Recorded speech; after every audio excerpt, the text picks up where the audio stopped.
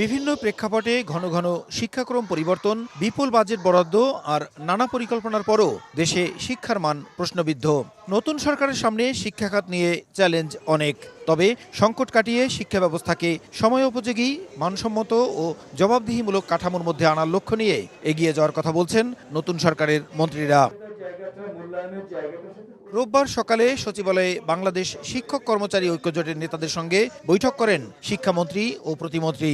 এ সময় কারিকুলাম সংস্কার, শিক্ষকদের বেতন কাঠামো সহ বিভিন্ন প্রস্তাব তোলেন ঐক্যজোট নেতারা।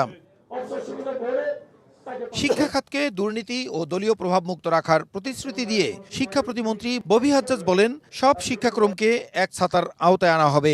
এক কারিকুলাম আমব্রেলার অধীনে পুরো দেশকে আনতে চাই, যেটা ইংলিশ মিডিয়াম হোক, বাংলা মিডিয়াম হোক, মাদ্রাসা হোক, আলিয়া মাদ্রাসা, ইবতেদায়ী মাদ্রাসা, কওমি মাদ্রাসা, যেই নামই আপনি বলেন না কেন, একটা জেনারেল আমব্রেলা। তারপর কিছু ডিফারেন্সেস থাকবে, সেটা ভিন্ন কথা। একটা জেনারেল আমব্রেলার মধ্যে আমরা আনতে চাই। প্রথম একটা জিনিস আমরা একদম সবসময় নজরে রাখবো, করাপশন ফ্রি আমাদের এডুকেশন ব্যবস্থা।